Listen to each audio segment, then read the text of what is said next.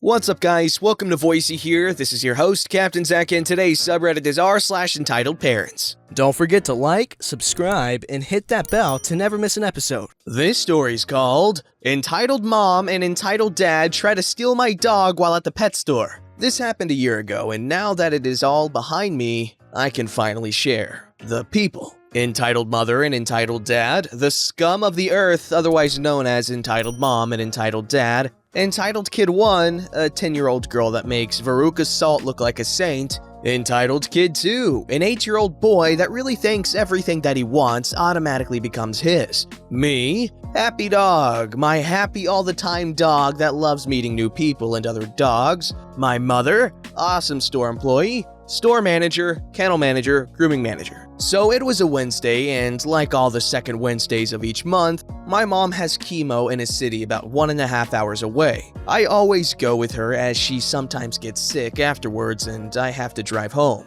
The only problem is that I have a Cocker Spaniel that can't be left home for the amount of time we are gone. I found that a large retail pet store in the city also has boarding and pet sitting. I sign up and we drop her off while we are at the hospital all day. She loves going there and really loves playing with the other dogs all day. At nights, when we pick her up, she is usually dead tired and sleeps all the way home. We become regulars, and most of the staff knows us at the kennel part of the store. On this particular day, we were dropping off Happy Dog at 9 and picking up at 4. We go and do our usual, doctors, chemo, lunch, and any shopping we want to do. We head back to the store around 3:30 to pick up Happy Dog. We walk around so we can watch Happy Dog play without her seeing us. The play area for the dogs is in an area where customers can look in. I have my first encounter with Entitled Kid 1 and Entitled Kid 2. There's so many dogs, but I really like the brown and white little one right there. As she points to my dog, We should ask Mom and Dad for a dog. The dog you like really likes to play. Happy Dog is still a puppy at this time.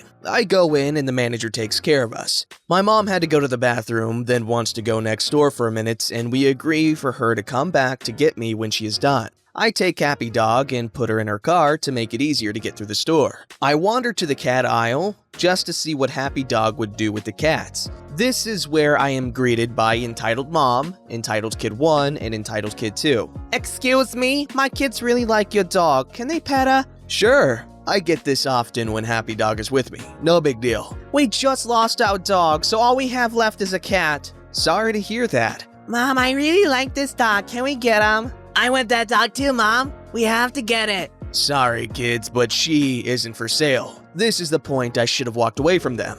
Everything is for sale. Name your price. Sorry, but you don't have that much money. We make more money in an hour than you will in your life, so name your price. Sorry, again, she isn't for sale. He likes us more than he likes you. The dog knows he will have a better life with us, so just give him to my mom and stop this nonsense. Entitled Kid 2 at this point is trying to undo Happy Dog's leash. I keep it attached in such a way so to keep Happy Dog from jumping out of the cart when we go shopping. I snap at Entitled Kid 2. Leave it alone! It becomes a blur at this point. Entitled Kid 2 keeps trying to take Happy Dog. Entitled Mom degrading me, Entitled Kid 1 really degrading me. I just move us to the end of the aisle and then back over to the dog treats aisle. My biggest downfall is that I should have just left the store. I'm looking at dental chews and get caught up in reading ingredients when it happened. I turn to put my choice in the cart, and my cart and dog are gone. I immediately start looking in the aisles. A store employee asks what the matter is, and I say that my cart and dog are gone. She radios to security, and I hear that they are in the back of the store in the corner. We go back there, and Happy Dog is out of the cart and wrapped up in a jacket. What are you doing with my dog?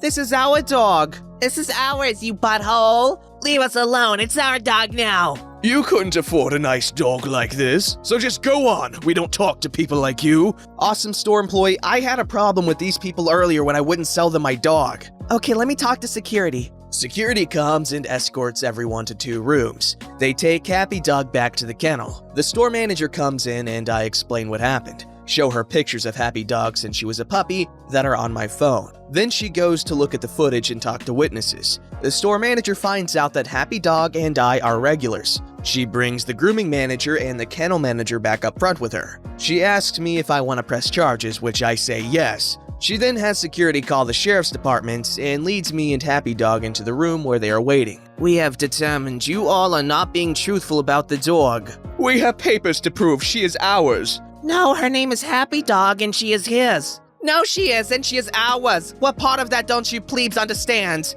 Sorry, but no, she isn't. We've been grooming her since she was 16 weeks old. No, you have not, moron. We are leaving with our dog. Security stops him and tells him, no, he isn't. My mom finally comes back and sees awesome store employee bring her back to where we are. One thing you should know is that Happy Dog loves her Grammy more than life itself. And also, my mom loves her deeply. When Happy Dog sees her, she immediately runs to her and lunges so hard my mom had to catch her. What is going on? These idiots thought they could steal Happy Dog and get away with it. The sheriff's deputy finally gets there. He takes me, my mom, and Happy Dog into another room and gets my story. He then goes and talks with every witness and watches the footage. He then gets their side, which he got 3 different accounts of what happened. He comes back in and tells me that the 3, entitled dad, entitled mom, entitled kid 1, are going to be charged with grand larceny in the 3rd degree and conspiracy to commit grand larceny in the 3rd degree. Entitled mom and entitled dad are also charged with 2 counts each of child mistreatment and child endangerment. Entitled Kid 2 is placed with Child Protective Services. All 3 were arrested. Entitled Kid 1 was arraigned and released to CPS. Entitled Dad and Entitled Mom spent 2 days in jail before bonding out. They wouldn't plea bargain and wanted to go to trial. The trial itself wasn't pretty. I was in tears, and I am again typing this out, halfway through the DA's questioning. The lawyer for them kept trying to trip me up and say something wrong.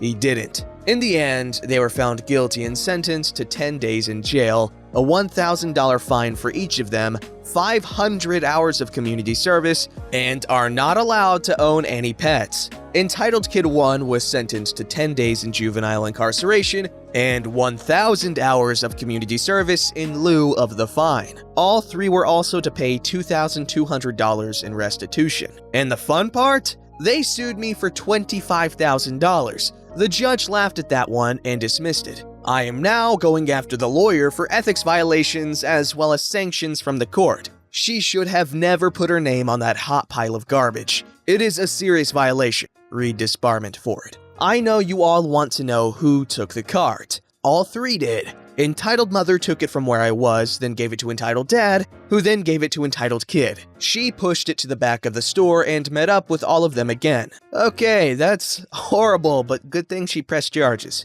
We need more of this charge pressing against these entitled peeps, you know? This story's called Entitled Woman Shouts at Me After Having a Seizure in Work. Backstory. I have always been a medical disaster from the day I was born. Literally with heart problems and severely underweight, up to today when I'm blind in one eye, have a speaking disability, and have recently been told that I have a high chance of being diagnosed with epilepsy from a severe head injury I had 4 years ago. I was referred to a specialist a few weeks ago, but he didn't do anything, so currently working my way through the medical system to get it properly looked at. But haven't shown any signs or symptoms until recently in the form of partial seizures, which caused me to lose my balance, become extremely dizzy, feel very scared, see flashing lights, spasms in my leg, and doesn't allow me to respond to events happening around me properly. Chapter 1. The meeting. So this took place in work, not long after I had been told there's a high chance I have epilepsy. I had told one of my coworkers as a safeguard just in case, but hadn't told any of the managers as I didn't want it to put my job in jeopardy, and I didn't feel comfortable with them knowing at the time. My coworker and I were working, and she was checking up on me every hour or so to make sure I was alright, and I was trying to stay in a good mood. After about 2:30 p.m., when lunch rush had finished, work had quieted down and we had a small stream of customers come in, including our entitled mother, who we'll name Karen, as per usual. She came in with her husband and her 2 kids, a boy and a girl who were lovely people. As they enter, I greet them and they go to order their food at the counter. No biggie. They get it and sit down and all is good. Chapter 2. The Incident. Not long after they had sat down, Karen points at me from across the restaurant, trying to flag me down and wave me over. I comply and go over to attend to them,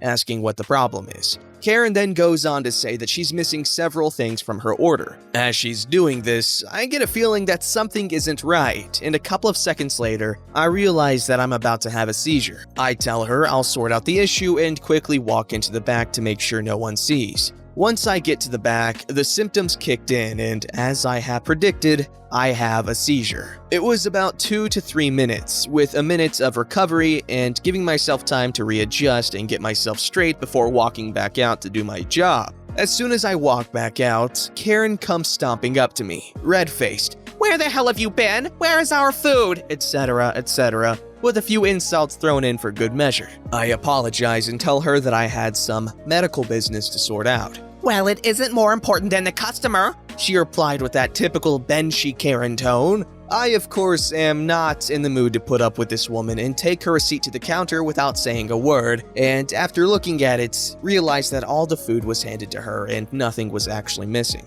I walk back over and explain that nothing is missing, but she cuts in. First you sky for 10 minutes, then you lie to a customer, and now you tell me that I'm wrong? Worst customer service ever. I'm sorry, ma'am, but I told you that I had some medical problems to sort out urgently. But asterisked, bearing in mind that she's in front of her kids. You're probably just a lazy little dual screen that's too stupid for a real job. At this point, her husband cuts in. Karen, leave the man alone. If he says he had something medical to sort out, then it's an urgent thing. He turned to me. I'm so sorry. May I ask as to what the medical problem was, if it's not too much? Seeing the opportunity, I reply, I was having a seizure. The husband then looks at me in surprise, and Karen's face has gone completely red. He's lying. If you did, you'd be in an ambulance. No, ma'am. There are different types of seizures, and the ones I have last about 3 minutes and aren't as serious as a fit, so I can get back to work straight after. I'm very sorry to hear that. I hope it gets better for you, and I'm sorry for all the trouble caused. Thank you, sir. Enjoy your meal. I then walked away, Karen being talked to by her husband, who was pretty angry at her. Chapter 3, The Aftermath. About 20 minutes later, they were getting up to leave, making sure they clean up any mess that they had left, which was nice. And the husband came over to me while Karen got the kids ready. I'm very sorry about that. She's like that sometimes. I really hope things get better for you again. I'm sorry. I told him it's perfectly fine and he isn't the one who should be apologizing. But trying to get a Karen to say sorry is like trying to get blood from a stone. They left with Karen hanging her head in shame after what I can only imagine were some words from her husband. I just hope that she learns her lesson and she treats more people with respect from now on. Thank you for reading. I'm just saying, I would never be with anyone that has attitude problems like that. Do not treat strangers like that because that's not cool. But I'm glad the husband really stood up and put her in her place. I'm kidding. I want to see a story where the husband is the entitled one and the wife is like, hey, you idiot, shut up. That'd be interesting because you don't see stories like that for some reason. Maybe because it hasn't become like a meme or a stereotype. Like a Karen is a set thing, so people are more likely to recognize a Karen. There's no like prominent male equivalent to a Karen. Sure, there's I don't know. You can say a Kevin, but Kevins are just stupid people. Or I don't know, but something. We need to get a more prominent stereotype of men so that the ladies don't feel singled out. See, I'm not sexist. I gotta shut up. This story is called Entitled Mother Thinks I'm Cheating in School After Finding Out I Was Adopted. Context. While I am homeschooled, I do go to homeschool groups regularly, mainly a writing class provided in my county. And Entitled Mother's daughter happens to hate me because my work is better than hers. I'm the definition of a teacher's pet. I soak up everything said and put my all in work. One day we had an assignment to write about something that has deeply affected our lives. I picked adoption and foster care. Apparently, Entitled Mother's daughter told her and she called my mom. Here's that story. Here's the cast. Entitled Moth. Amazing mom. Now, it wasn't very busy this day. I was actually reading in the living room, The Magician's Nephew, when she called, so I could hear everything. Hello? Hello? Is this Amazing Mom? Yes, it is. How may I help you? I have concerns that OP is cheating in school. Now, I give my mom a funny look. She keeps all answer sheets and books locked in a safe and confiscates phones until schoolwork is done, so cheating is literally impossible. She trusts me not to cheat, but my twin sister is bad about it. She takes my phone away so that it doesn't seem unfair. May I ask why? Well, you know, with her background, it's just her nature. What background? In the most confused voice ever, already preparing to be pissed off. Well, with her being adopted, I mean, she's a straight-A student who comes from drug addicts. There's no way she could have known this. I didn't mention it in my work. I mainly went over how the adoption was done. So she assumed this, not even knowing the full story. Don't you find it odd? I mean, by all means, she could be a... Oh boy, intellectually disabled person. If you've read my other stories, you know my little sister has a genetic disorder, so this was bound to piss us off. No, I don't find it odd because she is a brilliant girl with a brilliant future ahead of her. Her being adopted has nothing to do with her grades. She works hard for those grades. Maybe if your daughter worked harder at her grades instead of chasing boys all the time, she would have more than a C average. If you ever call my number again, I will report you for harassment if you or your daughter so much as look at OP the wrong way. I will have you arrested.